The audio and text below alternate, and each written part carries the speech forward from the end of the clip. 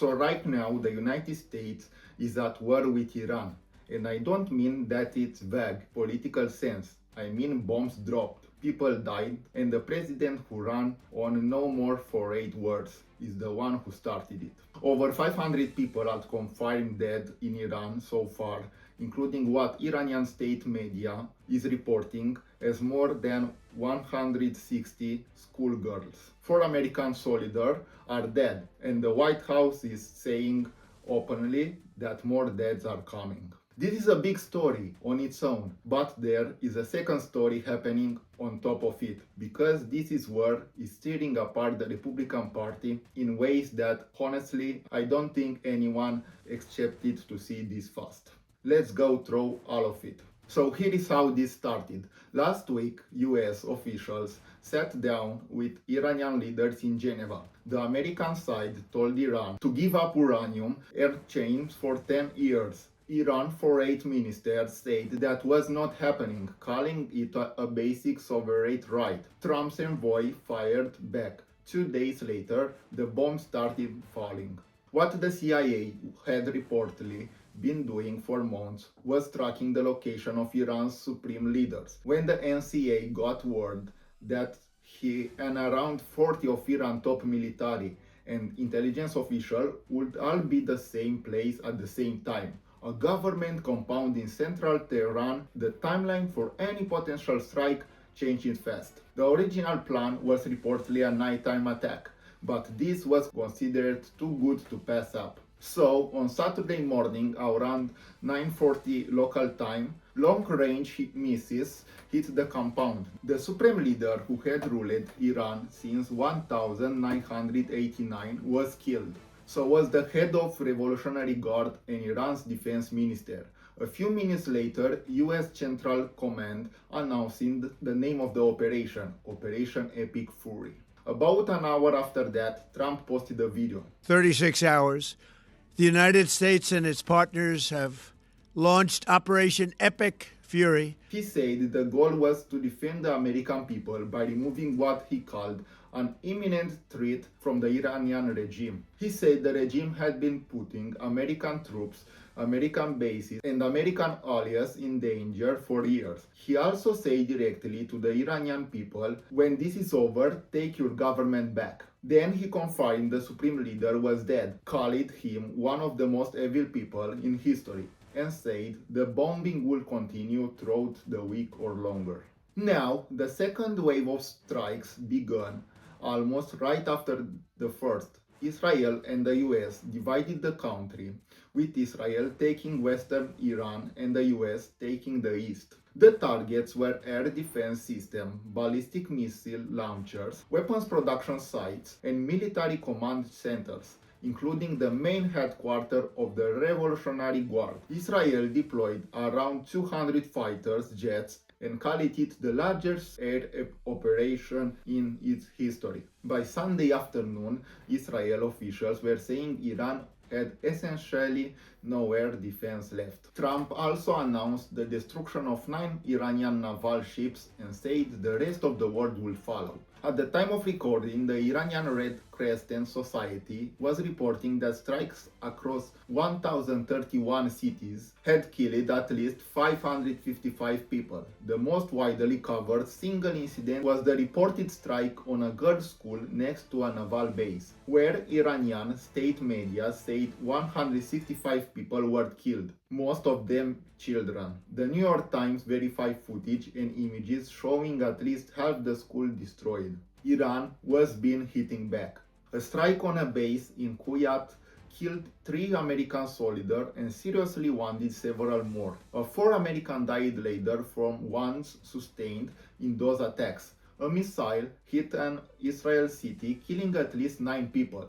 Hezbollah launched rockets and drones towards Israel overnight. Israel responded by striking targets across Beirut and southern Lebanon, killing at least 31 people. The damage is also spreading far beyond the direct military strikes. In Syria, a missile apparently meant for Israel killed 4 people in Kuwait city. Outside the base, a drone hit an airport. Debris struck on oil refinery. Smoke was been rising from the US embassy in the UAE, 3 people died and 58 more were wounded when the drone debris hit an airport and a hotel couch fire. Bahrain, which is home to the US Navy 50 fleet, intercepted dozens of missiles and drones but reported that some still got to hitting buildings and the naval base. On the economic side, Qatar state-owned energy company, one of the world's top suppliers in liquefied natural gas, pauses production. European gas prices jumped as much as 54%. Oil price rose early 10% in a single day. Shipping companies are already routing vessels around Africa to avoid the Suez Canal. Hundreds of thousands of air travelers are standing as airlines cancel flights across the region. So why did this happen? What was the official reason?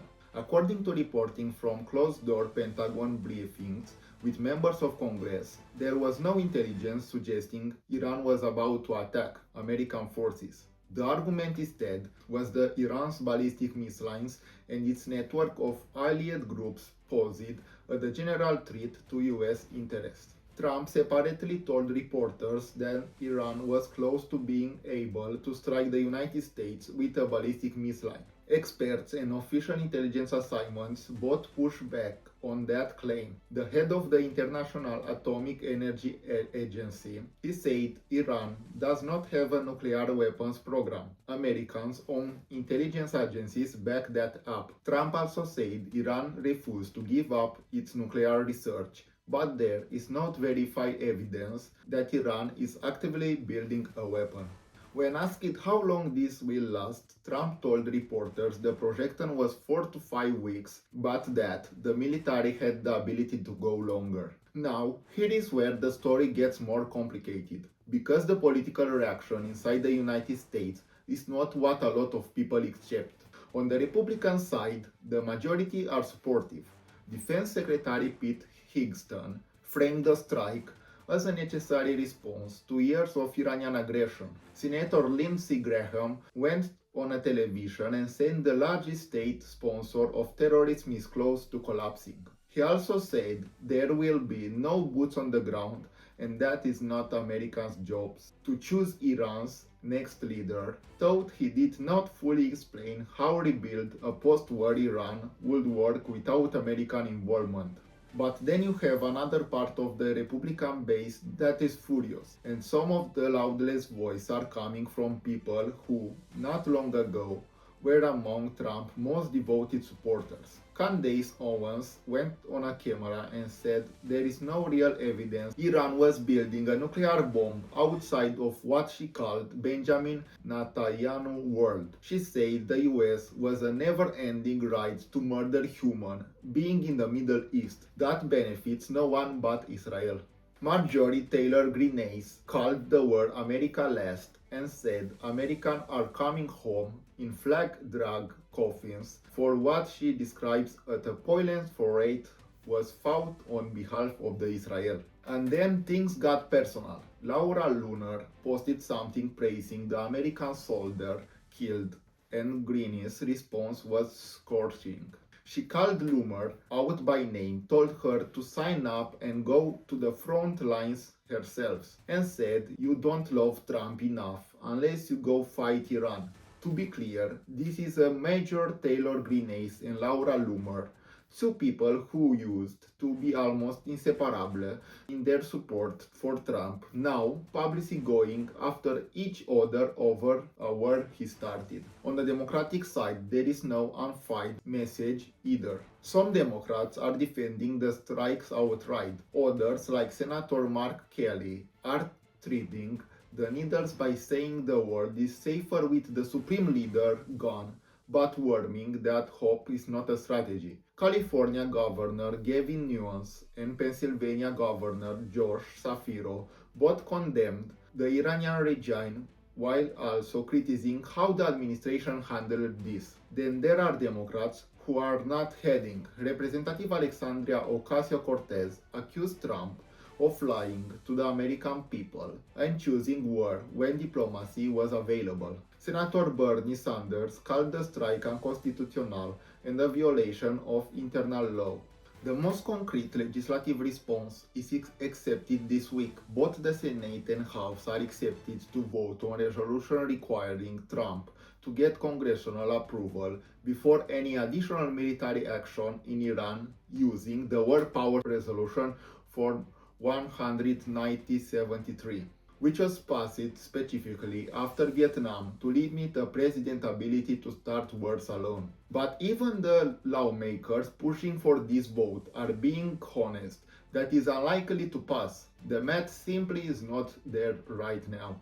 And then there is a polymarket situation, which honestly feels like it belongs in a completely different story. Bloomberg reported that around $530 million in contracts were traded on Polymarket, tied to Iran strikes. 6 counts reportedly made around $1 million, each betting on specific date for the strikes. All 6 accounts were newly created that month. All of them only even placed bets on strike-related contracts. Some of those bets were placed hours before the news broke. Blockchain Analytics told Bloomberg that this pattern matches what you see with insider trading. A separate trader using the name Mega My Man reportedly made over $500,000 betting specifically on the supreme leader being removed from power and dying. Senator Chris Murphy